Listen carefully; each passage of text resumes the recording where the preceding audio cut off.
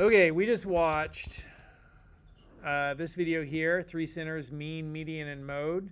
So if you want to watch that video, the name of the video is, let me bring it up, and stop it instantly, stop. Mean, median, and mode, measures of central tendency, crash course, statistics number 3. All right, that's that one. Now we're going to talk about spread and the standard deviation. Standard deviation is the typical distance from the mean. And there's a formula for that. And if you go and you look at our formula, so this is this same sheet, and a link to it's in the description if you're watching this video online. But it's the formula. This is the same sheet, statistics notation. And if you're in the class, that is in our very first here, statistics notation, right? So that's this sheet here. And we have the notation, but then we have some formulas down here, and we have variance and we have standard deviation. So if you look at the variance here, you have the summation. That's what this little symbol means right there, that's sigma. Okay, and actually let me leave that at 100% so you can see the notation. That sigma means sum up each data point subtracted from x bar. What is x bar? It's the sample mean, right? So take each data point and subtract it from the sample mean, and then square it. And once you've added all of that up, added all this up, divide by n minus 1. Well, what is n? N is the number of items in the sample. N's the number of items in the sample, and we subtract 1 from that. And the reason you subtract 1 is beyond the need to know for this course. That's just the way you do it. But if you go on to study statistics, you'll learn that you subtract 1 because when you have a sample, that helps you get closer to a true approximation of some value. It helps keep it more accurate for whatever reason. I don't know. Beyond my pay grade. Okay, so that's the formula. So how do you do it? So if we have our data here, right? Here's our different data. Here's our mean. I could start to do some math here. So I'm going to insert one column left. And the first thing I'm going to do is xi minus x bar. Okay? So xi is going to be this value. So I'm going to do equals this value minus x bar, which is that. And I'm going to hold that reference constant because I'm always going to be subtracting it from the mean, right? Because that's what my formula does. So if you look at my formula, which is back here, my formula is xi minus x bar. So the data point minus the mean. So if I come over here, I've got the data point B2 minus the mean. And I want to, as I copy this formula, I always want to reference the mean, the F3. So I put a $ in front of the column reference F, and I put a $ in front of the row reference 3. So I'm always referencing F3.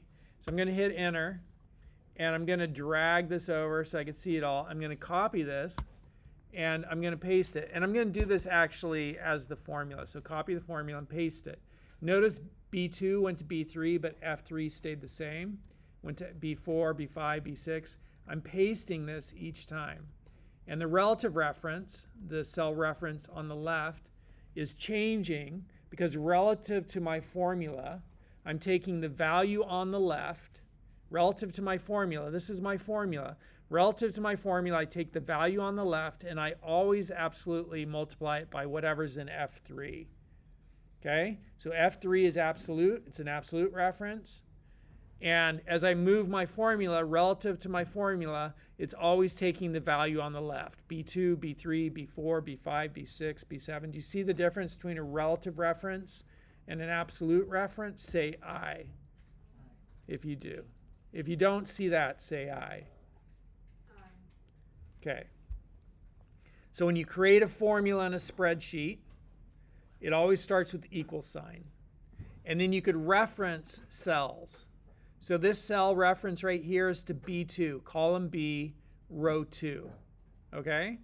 And there's no dollar signs in front of it, which means that as I copy a reference, if I just say equal to B2, right, and I copy this reference, Control C, Command C, and I paste it, it's a relative reference. So always relative to the location of this formula, it's taking the cell that is 2 to the left and putting the value there. And if I look at the values of this instead of just the formula, so I say show and take the check off of show formulas, it shows me that it just took that value and it just put it here, right? This value is equal to that value. This value is equal to that value. Because view, show, formulas, right?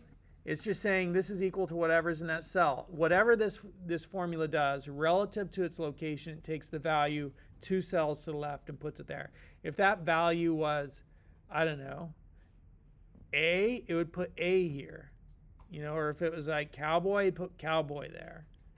Right? Whatever. So if I had cowboy here, right, and I say, okay, equal to this, this is now going to take the value of 2 cells to the left and put it here. That's a relative reference. Relative to where it is, it gets the value 2 cells to the left and puts it there.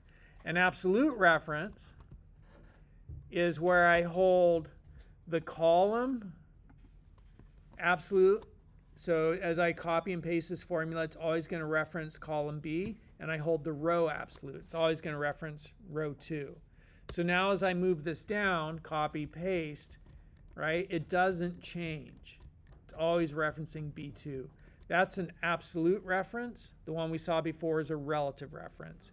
Here we have a relative reference that changes every time I copy and paste this moving down. It's always referencing the cell immediate to the left. So relative to where this formula is, reference the cell immediately to the left. Wherever I copy this, it's always going to reference the cell immediately to the left. And absolutely reference F3, you know, which is this one here, because it has the dollar. So that's a relative reference versus absolute reference. Does that help? Yeah. All right, delete column. And you could toggle in and out of, you know, this mode for view formulas, show formulas, don't show formulas by doing Control backtick. That's the shortcut. All right. So now that I've got xi minus x bar, and I'm going to just make this a little bit more of a reasonable salary. Okay, there we go. Now that I have those, watch what happens if I sum this up. Equals sum, and I'm going to sum up all of this. Okay, so we'll do equals sum, and it adds up to 0. That's interesting. It added up to 0. Because when I take this value and I subtract it from the mean, I get that negative amount. And I take this value and I subtract it from the mean, I get that negative amount. I take this value and I subtract it from the mean, I get this positive amount, right? And the mean is the place, it's the center, right? So where I have, from this point, I got half the values on the left and half the values on the right. So it makes sense that when I take the values on the left, subtract them from the mean, the values on the right, subtract them from the mean is going to go to 0, right? Just interesting to note. So now that I have xi minus x bar, my next step is to square it. So I'm going to do equals that times that. That's the square. And I'm squaring it to get rid of the negative, right? Now I no longer have a negative value. So as I copy this formula and paste it down, I get that value here squared. If I wanted to, I can make these all dollars since we're working in dollars. Okay, and now if I do sum here, and I copy that and I put it here, now I could add all these up, right? I got rid of the negatives. And so now that I've added all these up, if we look at our formula, we take xi minus x bar, we square it, and then we add, that's what that sigma means, we add them all up. And here what we're really trying to do is get a numerical measure for variance, for spread, for how much our data deviates around the mean, right? Because it's important when we look at how much our data, how much spread it has. It's important. It helps me make decisions. I want to go with supplier A because supplier A is more consistent. I could plan around that. They'll be here 9, 10, or 11 days. They have less spread, less variance, less deviation around the mean. The mean is 10 in each, and this one is tightly clustered around the mean. This one's spread out around the mean. Okay? So I want to know both the center and the spread. Because the average salary in the bar when Bill Gates or Elon Musk comes in goes up to hundreds of millions of dollars. You know? And the average alone doesn't tell me anything. I want to know more measures. How much is the data spread out? What's the median? What's the mode? What's the spread? What's the variance? What's the deviation from the mean? And if you look at what this formula is doing, it's giving us the deviation or the variance around the mean. Like literally that's what it's called, variance. It's each data point minus the mean. How far are you from the mean?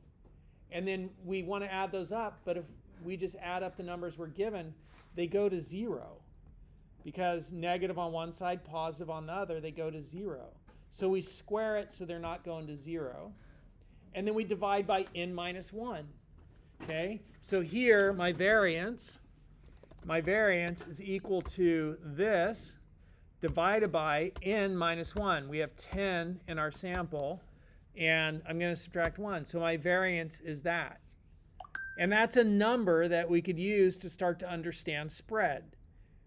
But it's inflated. It's been squared, right? So if our mean is 60,000 and our variance is 452 million, that doesn't make sense because this mean is based upon these numbers, right? And this variance is based upon squaring everything. So then we say, okay, well, here's the standard deviation, and we're going to remove the thing which inflated our values when we squared them. If you square something, how do you unsquare it? You do what? You take the square root equals square root right here, right? That value. And now that makes more sense, right? So we got our variance, which has been inflated because our data got squared so that we could add it up. And then we took the square root of our variance, and we got 21,000. And now we could compare stuff, right? Like that's on the same scale as our data. So our mean is 60,000, and our standard deviation is 21,273. I could duplicate this sheet.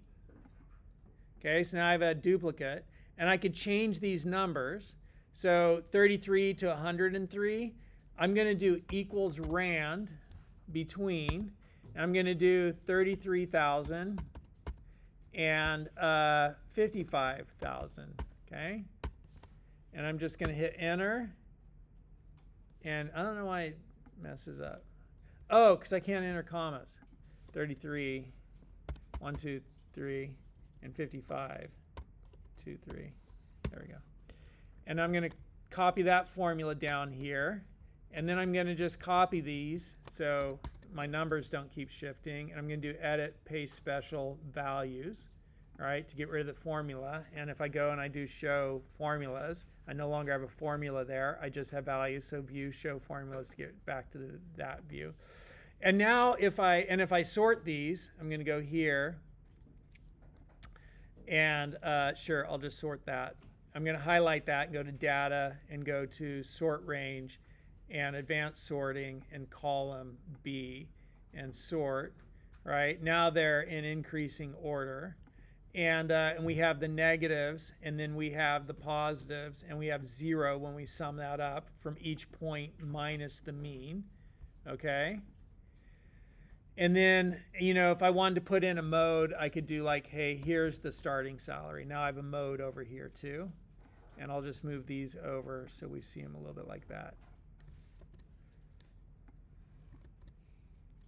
Oops, I want that. And I'll do this. Just these are my measurements.